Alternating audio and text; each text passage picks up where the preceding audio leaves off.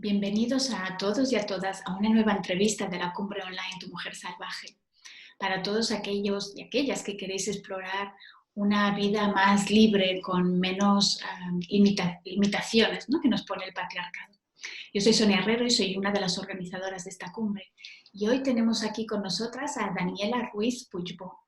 Daniela es consultora y es formadora. Ella trabaja sobre todo con personas que están en posiciones de liderazgo y les enseña a liderar desde lo femenino.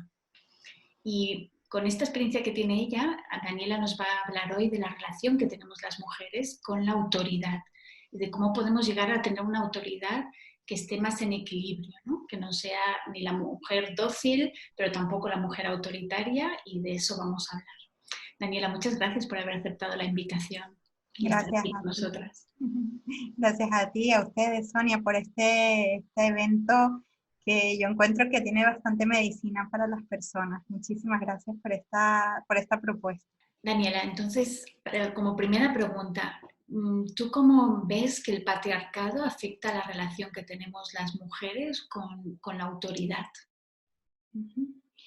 Sí, bueno, Sonia, te cuento.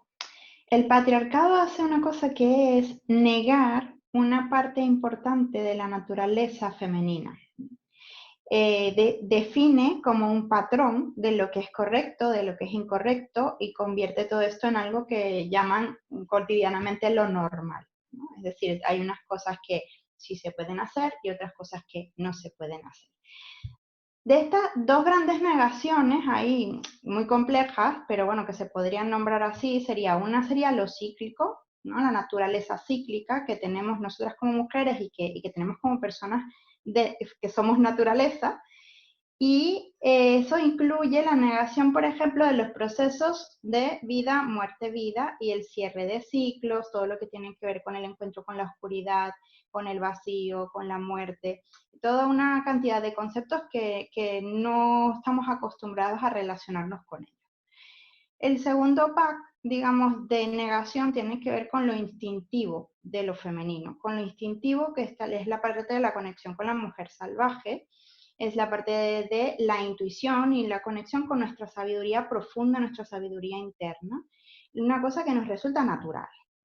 Pero crecemos con el mensaje de que todo esto es normal y es raro, y como es raro y no es normal, hay que esconderlo.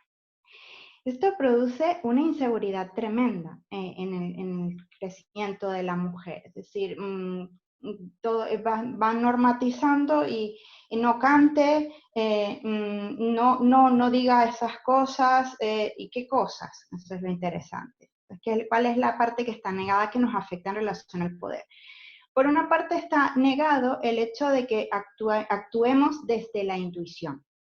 Se puede aceptar, se acepta bastante que la mujer es intuitiva, esto sí que se acepta, ¿no? Se acepta que somos intuitivas, pero no se acepta que actuemos desde esa intuición.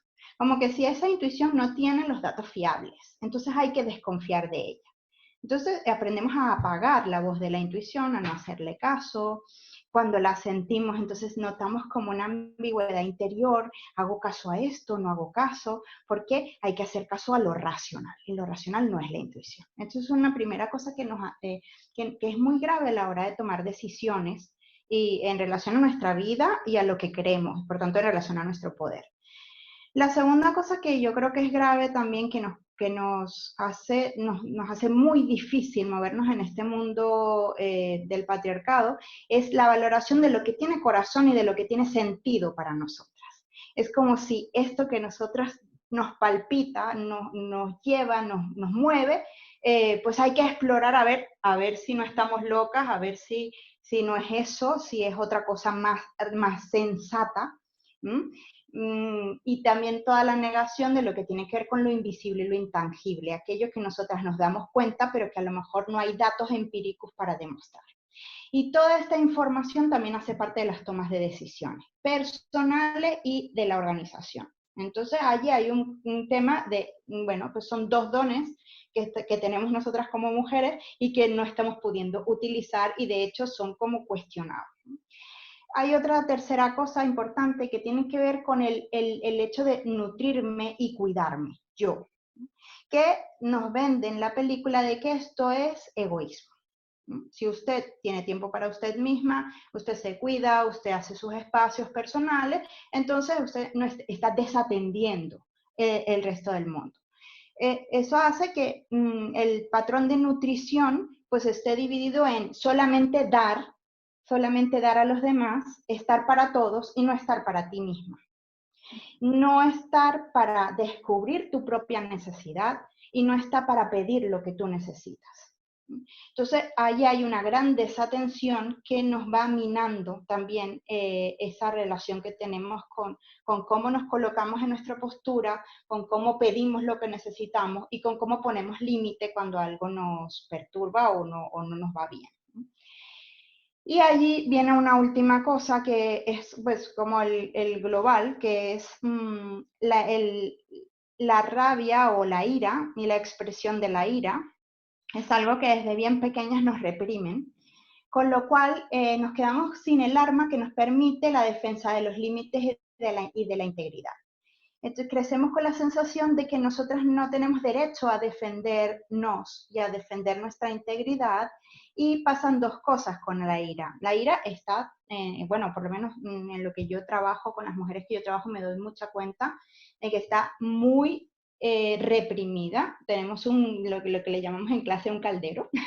Tenemos un caldero detrás que no vemos, lleno de ira. Porque claro, todo esto además que nos están negando es también una frustración, es constantemente una sensación de injusticia, de que no podemos ser como nosotras somos. Y entonces es una represión de nuestra autenticidad.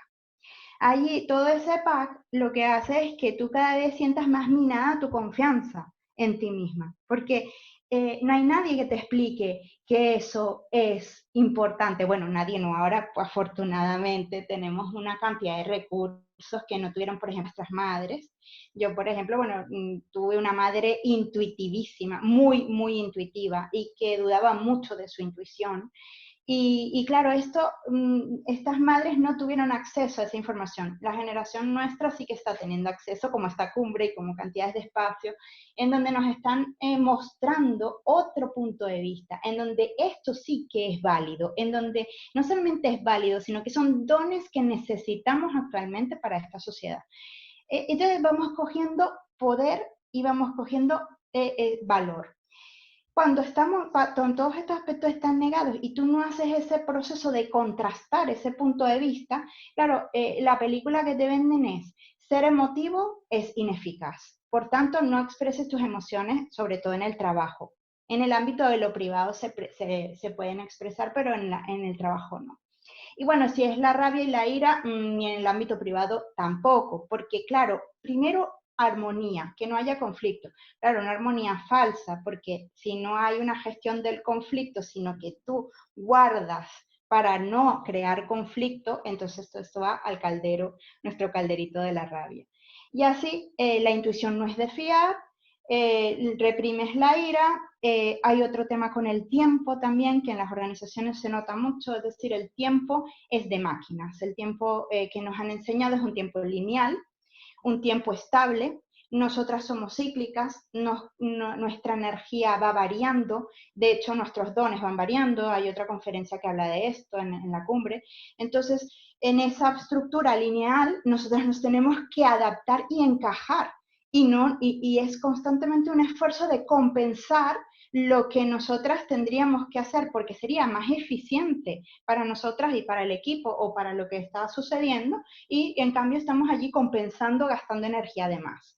Y todo esto pues es un pack en el cual tú no te sientes legitimada para poner sobre la mesa tus decisiones, lo que tú harías, tu postura, lo que tú quieres y lo que tú consideras mejor para el equipo, para la organización o para la familia, pero sobre todo en el ámbito laboral, en el ámbito de las organizaciones y en el ámbito de las líderes. Esto es un dolor muy grande. Es un dolor el ver que cuando ponen sobre la mesa según qué informaciones son invalidadas o no escuchadas directamente, a veces ni las escuchan, pero a veces son invalidadas porque no son racionales o porque no hay datos empíricos que las respalden.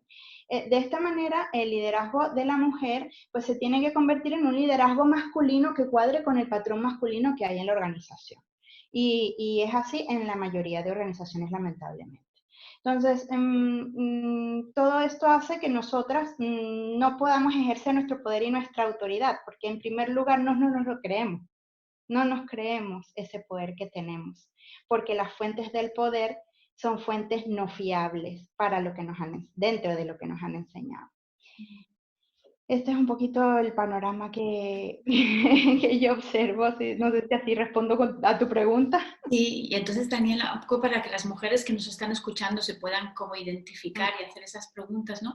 ¿Tú cómo definirías a una mujer que tiene este tipo de autoridad domesticada, digamos, que no es la suya de verdad, sino que es esta otra, o sea, adaptada, ¿no? Adaptada. Aprendida o tal? ¿Cómo la ves a esa mujer domesticada? Mira, es muy interesante porque lo primero que te voy a decir son frases que escucho de las mujeres de muchos ámbitos, porque yo también hago círculos de mujeres que no están relacionados con el liderazgo, sino mujeres que de todo tipo, de todos los lugares, y también trabajo mucho con mujeres líderes. Y cuando las mujeres están en un espacio de confianza, porque claro, si logras crear un espacio donde sienten que no son juzgadas, te cuentan algo y te dicen, ¿no será que me lo estoy inventando? ¿No será que estoy exagerando? Yo creo que yo soy un poco rara, ¿verdad? O estoy un poco loca. Todas esas son frases que llegamos a expresar cuando estamos en confianza, buscando que la otra persona, que la otra mujer normalmente nos dé su punto de vista, a ver si es que estamos locas o somos extraterrestres o qué pasa allí, ¿no? Me tengo que esforzar más porque, claro, así no estoy haciendo suficiente. O es que yo soy muy sensible, tengo la piel muy fina, o yo soy demasiado intensa. Lo que pasa es que yo soy demasiado intensa. Entonces son una cantidad de etiquetas que nos vamos poniendo que en realidad de lo que están hablando es de todo ese gran don que tenemos y está reprimido, y como no es valorado, pues parece que fuera un defecto, que estemos defectuosas. Y todo eso en concreto, digamos, ¿qué hace o qué impide que hagamos como mujeres en una organización? Pues en lugar de mostrarnos, actuar desde nuestro verdadero yo, en lugar de brillar, pues nos comparamos, valoramos mucho si decir o no decir, nos escondemos, evitamos brillar, evitamos llamar la atención. ¿Sí? Básicamente nos escondemos. Otra cosa que hacemos es que en lugar de marcar una postura y discrepar en una reunión, callamos porque pensamos que a lo mejor nuestro punto de vista pues, no es tan válido, o porque no nos van a escuchar, o porque no nos van a entender. Entonces al final nuestro punto de vista no está sobre la mesa. Y hay que hacer un esfuerzo muy grande, eso te tengo que decir, o sea, hay que hacer un esfuerzo muy grande para poner sobre la mesa un punto de vista que discrepe y que venga de este conocimiento y de este saber de lo femenino. Hay que ser muy, muy valiente, hay que tener un coraje muy bien puesto. Y esta es una de las vías. O sea, una de las vías importantes es ir desarrollando el coraje. Otra de las cosas que no hacemos muchas veces es poner límites. Entonces vamos cediendo, vamos compensando y entramos en una actitud de complacencia, ¿no? de que nos quieran, de que nos acepten, ¿no? Hay mucho tema con la aceptación, justamente porque, claro, estamos sintiendo que estamos defectuosas. Entonces, como nos sentimos defectuosas, pues necesitamos que el de afuera nos diga que no, que somos valiosas. Entonces nuestro valor lo ponemos en manos de otro que nos está juzgando justamente con un criterio que rechaza todo lo que tenemos de valioso. Entonces es muy perverso porque los indicadores, por ejemplo, de éxito no nos cuadran. Muchas de las cosas que hacemos muy bien no son valoradas, no son vistas o son dadas por sentadas. Y en cambio otras que son indicadores de éxito son de lo masculino, y sí que las tenemos, las podemos tener. Lo que pasa es que estamos incompletas y no estamos desarrollando todo nuestro potencial.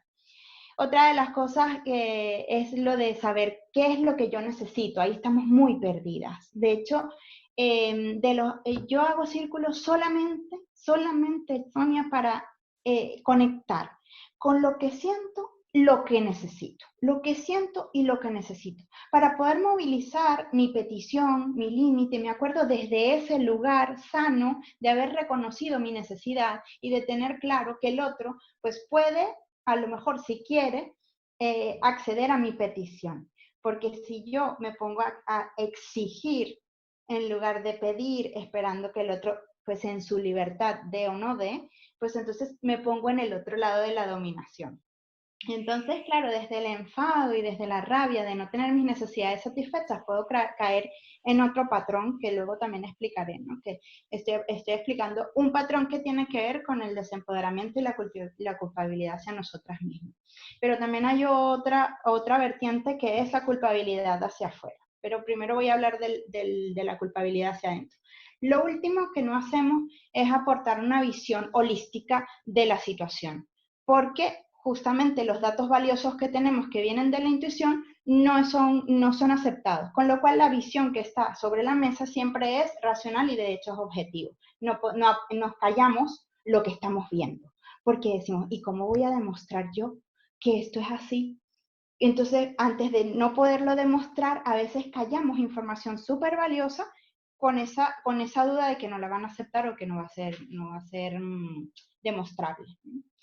Luego el otro patrón que te decía, que tiene que ver con la culpabilidad, o sea, hay personas que asumen esa culpabilidad hacia adentro, es decir, se sienten defectuosas, se sienten no valiosas, y hay otras que por el contrario, esta situación lo que les hace sentir es una guerra, ¿no? Entonces son las mujeres que llamamos las guerreras, ¿no? Que se ponen en una postura de guerra hacia afuera, ¿no?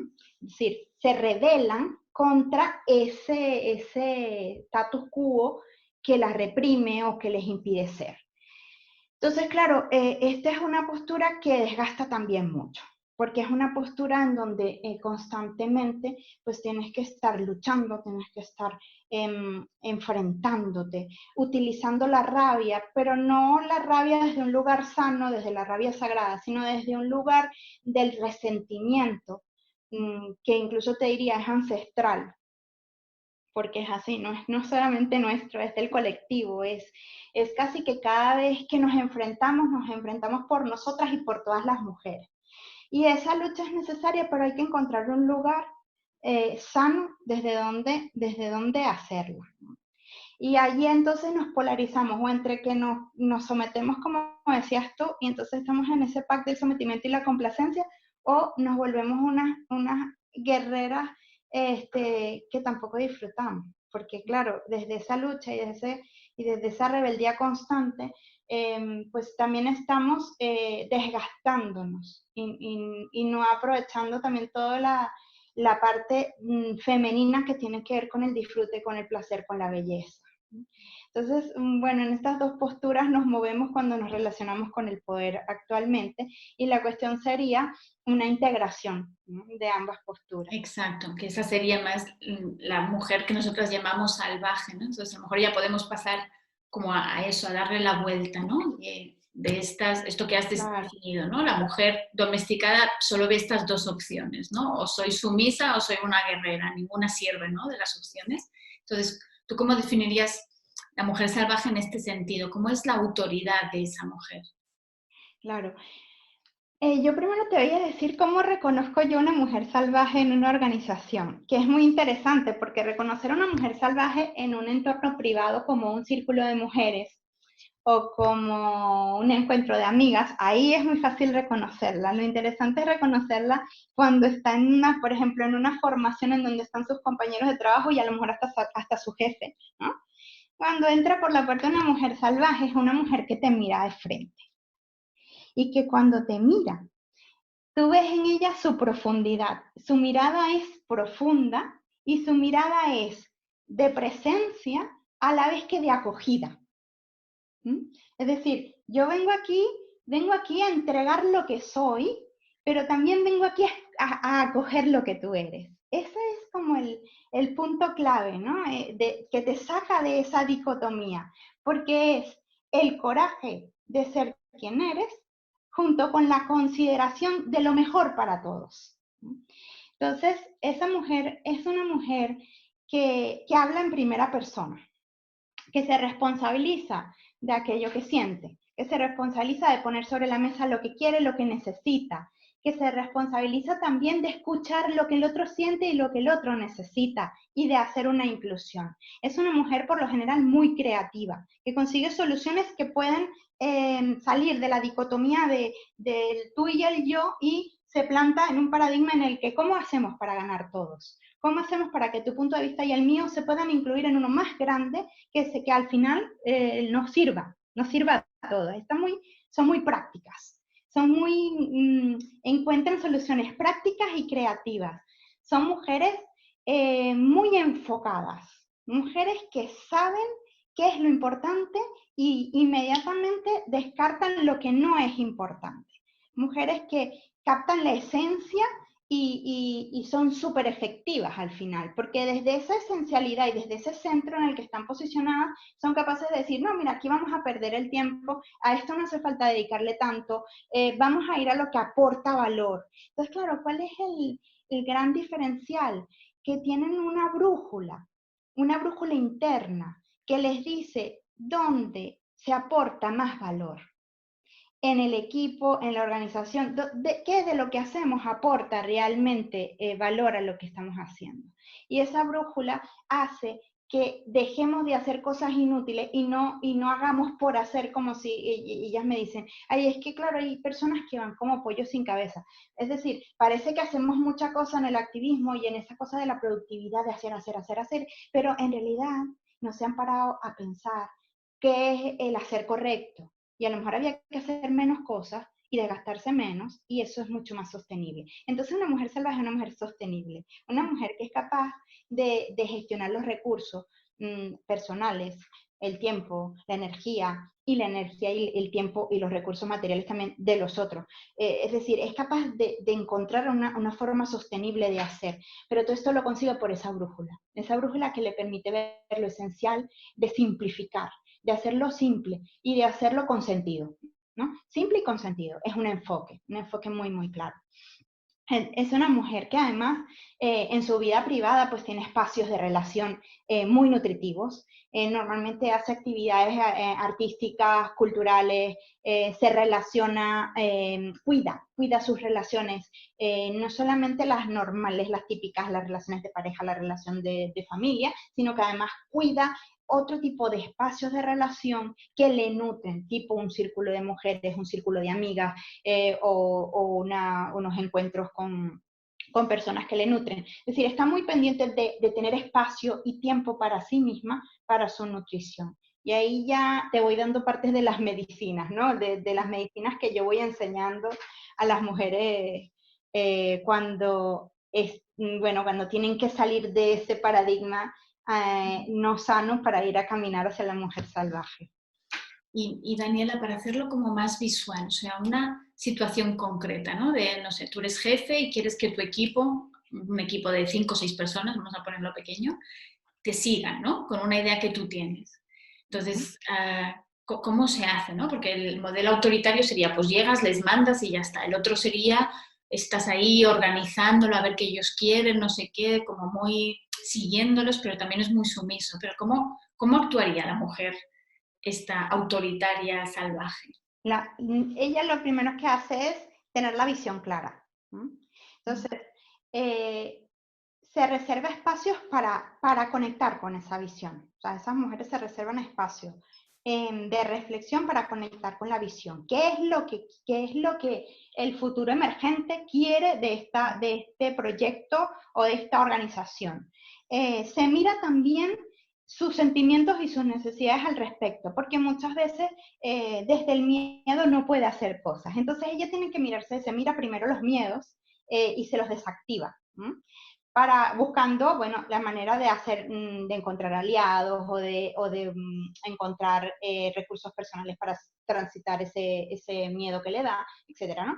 Entonces, con esa visión clara de qué es lo que quiere emerger en el futuro, que es una lectura muy intuitiva, ella se planta ante el equipo para que el equipo también conecte con esa visión. Es decir, ella no planta la visión sobre la mesa. Ellas lo que hacen es colocar un espacio de co-creación de la visión. Entonces, claro, esto requiere un entrenamiento y ellas van entrenando al equipo y el equipo se va entrenando. Por ejemplo, yo les enseño a entrenar desde lo simbólico, que es una fuente de información de lo profundo, que no se maneja mucho, pero que está totalmente vinculada con la intuición y con el conocimiento que está más allá de nosotras y que tiene que ver con la sabiduría profunda. Entonces, utilizamos cartas de juegos que venden en el Abacus, que son iconos. Por ejemplo, hay uno que se llama el Iconicus, hay otro que se llama el Dixit. Son juegos que se utilizan en las familias y que son ilustraciones y símbolos que nos permiten conectar con la información. Entonces ella entrena a su equipo, lo primero, a leer la información. Entonces, por ejemplo, hace espacios en los que, te cuento una en concreto, una hermosa líder, en lo que aprendió enseguida se compró el Dixit, creó una reunión y les dijo, miren, os voy a enseñar algo que a lo mejor os va a sorprender, porque claro, tiene que introducirlo, ¿no? Os va a sorprender mucho, pero confíen en mí, esa es otra cosa que pides, ¿no? La confianza del equipo, ¿no? Y entonces, pero se los llevó para un entorno diferente, además, lo sacó del entorno habitual, se los llevó a un espacio tipo café que había en la zona bonito, porque la belleza hace parte, ¿no? De lo femenino, el cuidado, que todo el mundo tuviera su té, su café, ¿ah? Y sacó las cartas del Dixie y dice, mira, yo quiero saber cómo están, pero quiero saber cómo están de una manera diferente. Entonces voy a poner unas cartas aquí y vais a elegir cada uno una carta para contarme cómo están. ¿Cómo estás tú en este momento? ¿Cómo estás llevando este proyecto que estamos llevando? Era en concreto con un proyecto. Y entonces cada persona me dijo, yo lo que me quedé pasmada fue de lo natural que fue.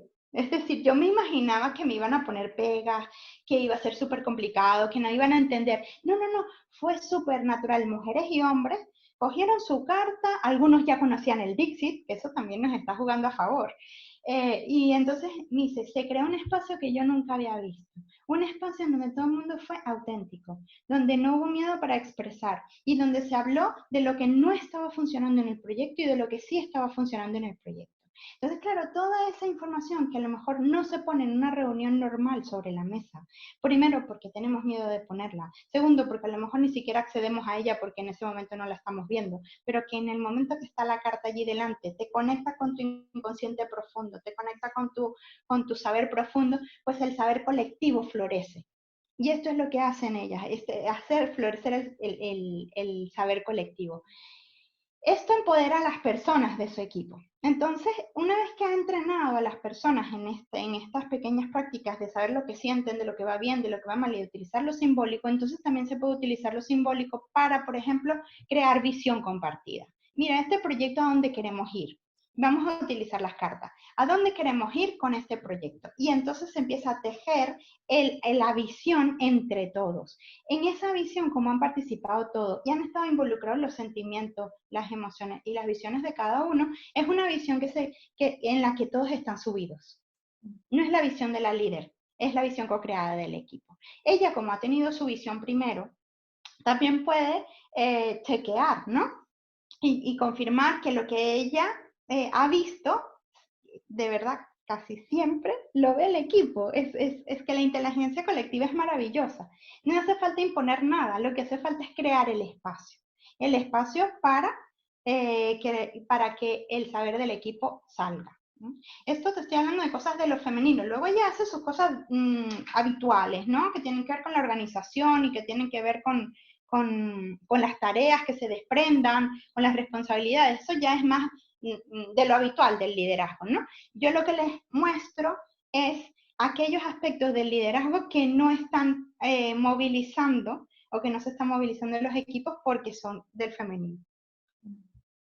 Entonces, lo que yo oigo o sea, que sería esta mujer, es una mujer que está más conectada con sus sentimientos y sabe gestionar los de los demás, ¿no? Porque cuando tú le preguntas a tu equipo, tú cómo te sientes, cómo estás con esto, tienes que estar dispuesta a procesar todo eso, ¿no? Y son mujeres también que crean como un espacio, ¿no? No llegan con una fuerza así, sino crean un espacio en el cual cosas pueden suceder que si no, no sucederían, ¿no?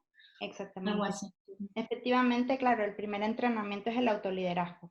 Es decir, la primera fase del entrenamiento de las líderes es su propia gestión emocional, su propio trabajo con sus emocionalidades, los pensamientos que hay detrás de sus emocionalidades, las necesidades no satisfechas detrás de su emocionalidad y con todo este panorama ellas se crean su propio programa de autogestión, ¿no? Constante y periódico, con unas herramientas concretas que van utilizando periódicamente, diariamente, para ir manteniendo el centro, ir manteniendo el espacio emocional limpio, ¿no? Y por lo menos consciente, ¿no? A lo mejor lo estás transitando, no te ha dado tiempo de terminar de transitarlo, pero eres consciente de que eso está allí y de que tu emocionalidad todavía no está colocada, está en desorden, está, bueno, pues estás transitando y eso también se acepta.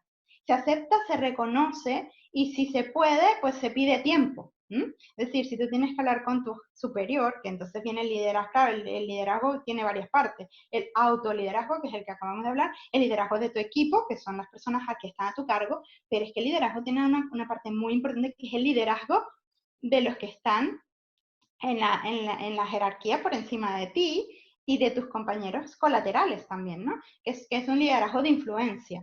Entonces, claro, si tú, por ejemplo, con tu persona que está a cargo tuyo, tienes que hablar algo, pero tienes una gestión emocional pendiente y eres consciente y te ves que no estás lista para hablar de eso, pues a lo mejor puedes pedir, oye, mira, ahora mismo no me va bien hablar de esto, ¿te parece si lo hablamos mañana o pasado? Y consiguen tiempo, no hace falta explicar para qué, consiguen tiempo para ellas colocarse en un lugar en el que tengan claro qué es lo que van a decir, van a pedir, van a poner límite, etcétera, ¿no?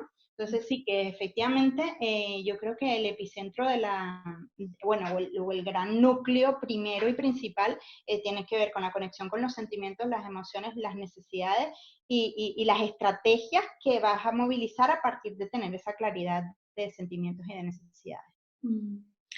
Y Daniela, entonces, ¿cómo sería el viaje de esta mujer, ¿no? A lo mejor nos puedes poner los dos ejemplos. La mujer que ahora tiene un estilo de liderazgo, de una autoridad bastante dócil, ¿no? De que están buscando alianzas y tal. Y luego, ¿cómo sería el viaje de la mujer que está en una posición de mucha autoridad, defendiendo la guerrera? Y cómo sería, o sea, cómo te sales de ahí, ¿no? Las mujeres que nos están escuchando dicen, vale, yo ya me doy cuenta que soy esto, pero ¿cómo hago para cambiar? Lo interesante es que el camino en la estructura es el mismo. O sea, el camino tiene que ver con la conexión con tus sentimientos. O sea porque tu sentimiento es una rabia reprimida, o sea porque tu sentimiento es una rabia que está hacia afuera, el trabajo es el mismo. El trabajo tiene que ver con la gestión de la emocionalidad y con la búsqueda de cuáles son esos pensamientos y esos pensamientos que están detrás de esa emoción, si eso es poner en cuestión tus propios pensamientos, ¿no? Esa es una parte del trabajo que tiene que ver con la gestión emocional. Ahora, yo la ruta que propongo, porque, claro, esto es un proceso que va de poco a poco. Claro, depende si lo vas a hacer acompañada. Por ejemplo, yo hago formaciones que ahora he hecho un programa de liderazgo que me parece que tenía 48 horas de formación. Claro, es un programa donde hemos podido profundizar muchísimo y donde las personas han podido obtener muchas herramientas en este sentido. Pero si tú eres una persona que no tiene ese acompañamiento, bueno, también puedes hacer un acompañamiento de coaching.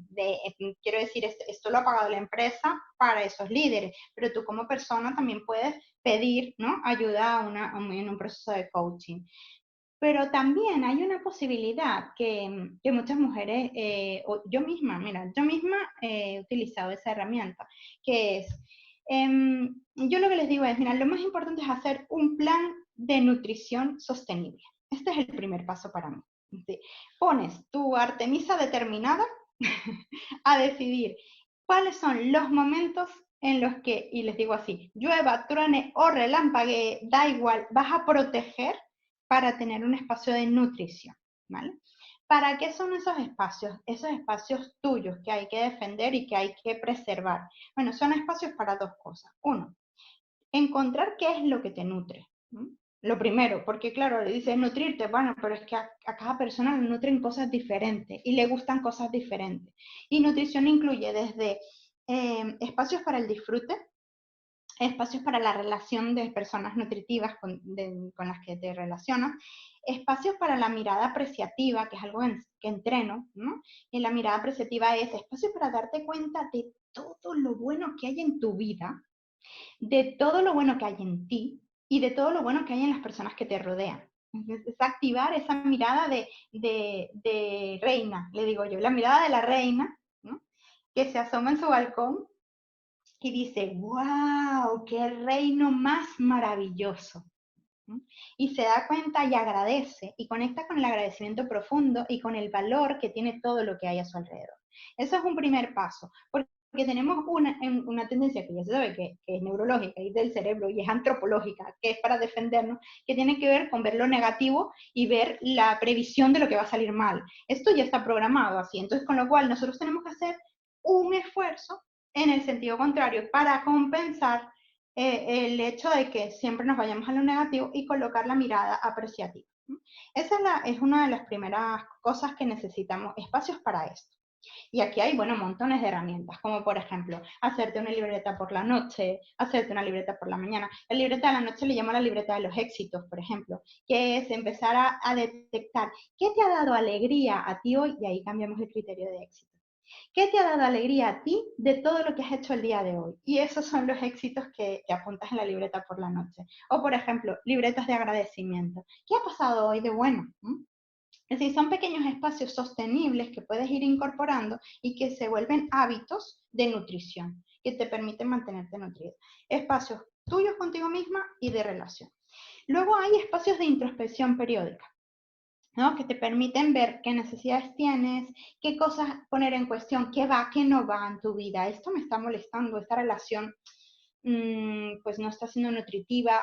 ¿Qué pasa aquí? ¿Qué hay que cambiar de esta relación? ¿O hay que dejar la relación? ¿O hay que dejar este proyecto? ¿O hay que dejar este trozo del proyecto? ¿O hay que dejar esta dinámica? Es decir, ¿qué va y qué no va? Espacios de introspección.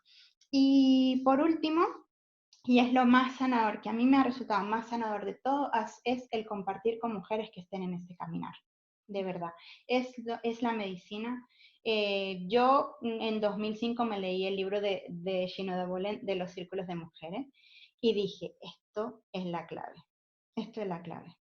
Y así, sin saber, sin saber sabiendo, como digo yo, monté mi primer círculo de mujeres en el 2005. Y nos juntamos 5 extranjeras trasplantadas a Cataluña para poder vivir el duelo que significaba ese trasplante a una nueva cultura. Eso fue súper sanador. Y a partir de ahí se abrió todo. Se abrieron diferentes, bueno, imagínate, desde el 2005 hasta ahora he hecho círculos la cantidad que quieras, del tipo que quieras, y he generado mi propia metodología para hacer los círculos. He participado yo en círculos que dinamizan otras personas. Entonces, ¿qué es lo lindo de los círculos? ¿O cuál es la medicina del círculo? Bueno, en primer lugar, es un lugar donde estamos aprendiendo la no jerarquía, que es todo un temazo, porque, claro, en una estructura circular se supone que no hay nadie por encima de nadie. Sin embargo, nuestra configuración patriarcal nos enseña tanto la jerarquía que quien dinamiza el círculo pasa a ser la que manda en el círculo, muchas veces. Entonces, las que hemos dinamizado círculos pasamos por diferentes fases, en las cuales no sabemos cómo salir de ese patrón de que dinamizamos porque ponemos nuestro talento a disposición, pero eso no quiere decir que estemos por encima de nadie. Y todo esto es un aprendizaje en comunidad, ¿no? Pero, y que tiene que ver con el poder, nuevamente entendido de otra manera, porque es el poder personal de cada una la que participa en cada puntito del círculo, porque cuando tú haces una circunferencia, todos los puntitos son iguales y todos los puntitos son equidistantes de un centro. Entonces, lo importante en un círculo, y es lo importante de cómo hace la soberanía femenina una mujer, es colocando en el centro lo que importa. Y lo que importa en el centro, si se pierde de vista, se desconfigura el círculo. Entonces, ¿qué es lo que importa en el centro? Y lo que importa en el centro es el amor.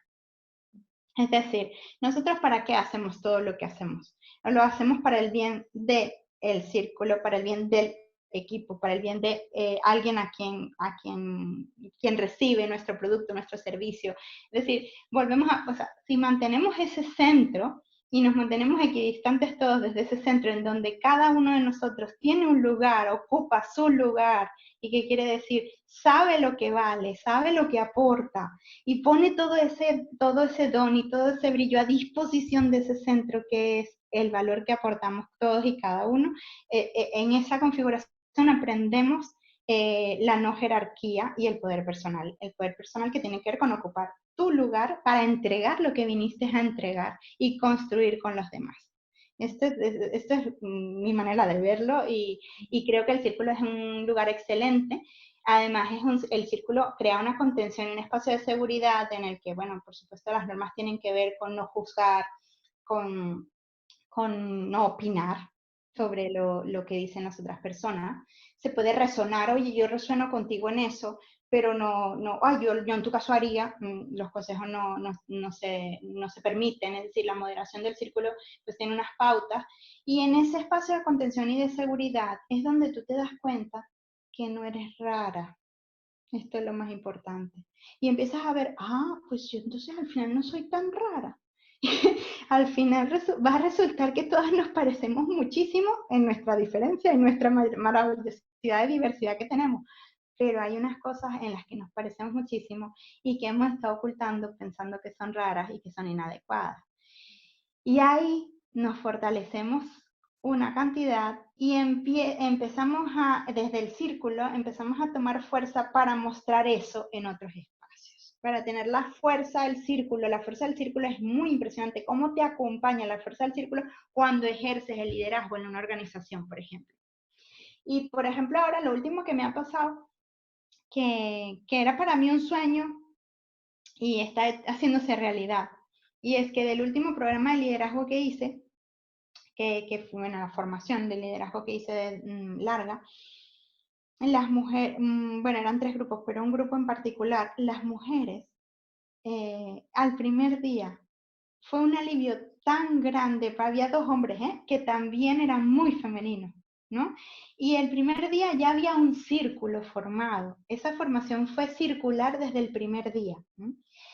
Y claro, para ellas fue una liberación tan grande ver que la compañera de al lado de su trabajo vibraba lo mismo que ella, que se creó, aparte de la formación, un círculo. Ellos se reúnen una vez al mes, aparte de sus reuniones de trabajo, digamos, ¿no? Para mantener el espíritu de comunidad que les está sosteniendo en esta visión de transformar su organización en un espacio de bienestar para todos. Entonces, estoy maravillada porque yo sé, o sea, hemos hecho esto desde círculos de fuera, ¿no? En círculos en donde hay otras personas y tal, y una líder pues está en ese círculo y se siente respaldada. Pero qué grandeza cuando el mismo círculo está creado con personas de tu organización, en donde ya puedes hacer alianzas estratégicas, en donde ya puedes empezar a movilizar el poder desde el bien en ayuda de la comunidad que forma parte de la misma organización. Y entonces se crea una comunidad, un espíritu de comunidad, con todas las herramientas y toda la fuerza que requiere sostener un proceso de transformación cuando toda la estructura y la cultura está montada en otro paradigma, ¿no? Y para mí esto es importante enfatizarlo, ¿no? Para las mujeres que nos están escuchando, y es mi experiencia también, que esto es demasiado grande para hacerlo sola. O sea, yo sola en una cultura patriarcal, con una forma de pensar y llego yo con mi intuición, mis emociones, o sea, esto es demasiado grande para cualquier mujer que nos esté escuchando, ¿no? Entonces, esa necesidad de crear piña, ¿no? De juntarse con otras, de decir, vale, no soy la única, si voy a estar loca, no voy a ser la única al menos. Sí. Daniela, me encanta escucharte, pero por desgracia ya nos acercamos al final de esta entrevista, entonces para cerrarla y así a modo de resumen, si las mujeres que nos están escuchando, si solo se pudieran quedar con una frase tuya, con algo que digan, ah, mira, esto lo dijo Daniela, ¿no? ¿Cuál sería esa frase? Las mujeres juntas podemos. Las mujeres juntas podemos. Entonces hay que atreverse a ser auténticas. Atreverse a ser auténticas y juntarse para ir allí, para conseguir que nuestro paradigma esté allí. Muchas gracias, Daniela. Te voy a dejar con esa frase que tiene así con mucha energía. Y para todas las mujeres que nos estáis escuchando, Daniela también ofrece un bono como parte del pase Tu Mujer Salvaje, donde ella va a facilitar uno de estos círculos de confianza de los que hablaba. Y también nos está ofreciendo una guía para que os la podáis bajar de forma gratuita y podáis empezar a practicar esto, que yo también es mi experiencia, yo empecé a practicar así porque salía desde dentro y sé, o sea, esto es una sabiduría que tenemos todas, ¿no? Y con la ayuda de alguien como Daniela, pues todavía más fácil. Así que esa es la invitación también, que compréis el pase Tu Mujer Salvaje para tener acceso a todo esto, para poder volver a escuchar a Daniela, que nos ha contado tantas cosas que yo creo que es muy difícil acordarse de una sola vez. Y gracias a todas por escucharnos y gracias a ti de nuevo, Daniela, por tu tiempo. A ti, Sonia. Un abrazo. Muchas gracias.